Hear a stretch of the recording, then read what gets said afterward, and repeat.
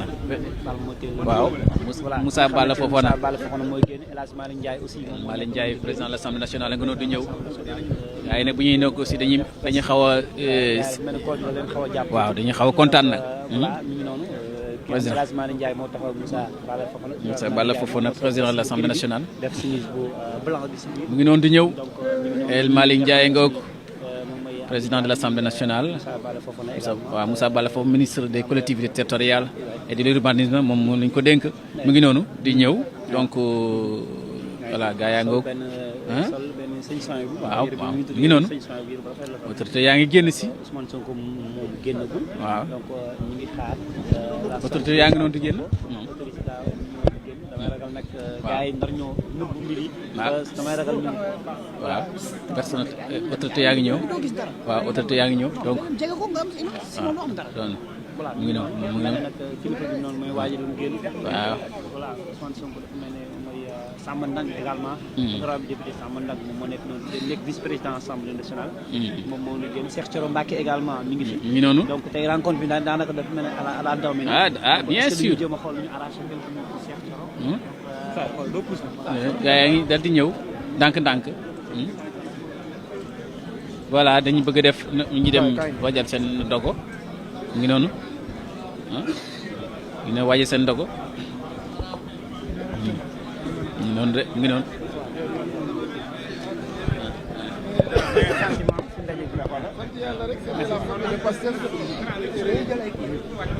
donc ndogu patriote la rek comme toujours ak suñu kilifa le président Ousmane Sonko.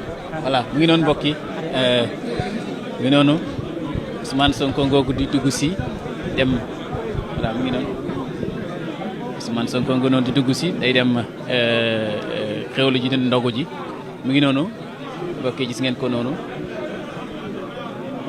voilà mu ngi noonu Ousmane Sonko mu ngi noonu ci nuyonteeg ak voilà.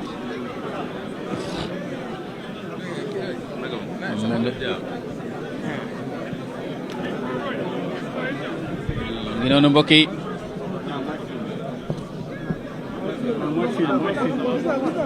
mu ngi noonu di dal di nuyonteeg saafonteeg ak militants yi wala di saafonteeg ak responsable bi waaw d'accord mu ngi noonu. voilà dugg na ci mu ngi noonu di dugg voilà mu ngi noonu Ousmane Sonko mu ngi noonu di dugg si voilà.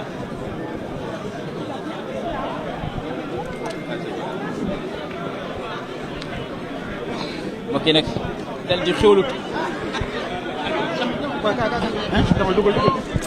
yow ndogu jot na nga amoon en direct. sa appréciation ci ndaje bi sa gis-gis. mais ndaje bi c'était formidable, c'est une famille qui s'est regroupée.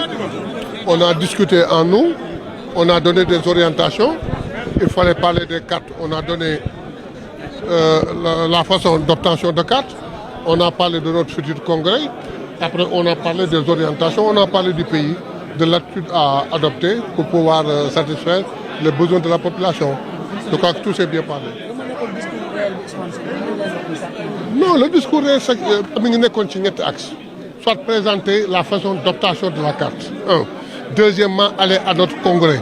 Il fallait que le Conseil national adopte le congrès et permette au bureau politique de finaliser. Ensuite, sur la situation globale, l'attitude à prendre pour aller directement vers l'essentiel.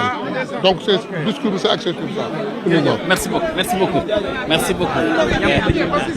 Monsieur le ministre, salam alaikum. waaw di leen nuyu di leen ziar di souhaiter ñi fi ñëw yëpp bon ndogu nous nous sommes réunis sur convocation du président Ousmane Sonko, président du parti, pour la tenue du Conseil national qui s'est bien passé dans la fraternité du parti, dans le sens du travail qui habite le parti, et également dans les devoirs qui s'imposent à nous de tenir le congrès tel que le parti l'a fixé. J'en laisse la primeur au secrétaire général du parti, mais aujourd'hui on a fixé et la date du congrès et tous les prérequis qui doivent se faire pour la tenue du congrès à bonne date. Nous sommes fiers, très très fiers d'être des patriotes. Patriotes un jour, patriotes pour toujours. Merci. Merci beaucoup. Merci beaucoup. Mu ngi noonu mbokk yi leader yaa ngi ne personnalité nuyu naa la waaw fay naa la mon frère. yaa ngi dem jëlal ma demal ba ñëw après ma jël la demal ba ñëw ma ñëw la demal ba ñëw ma jël la xam naa ne gars yi dañuy yàkkamti ndogu bi voilà mu ngi noonu mbokk yi yàkkamti ndogu bi après bu ñu ñëwee ñu dal di jël voilà mu ngi noonu léegi ne personnalité yaa ngi di dem ci ndogu ji mais dañ leen di jël après suñu paree ñu jël leen ah na nga def ah na nga def maa ngi sant bu baax. loolu ma tënkat ci conseil bi waaw je pense que conseil bi dafa ñëw ci heure am pour que d'abord pour remobiliser un peu les troupes mais préparer aussi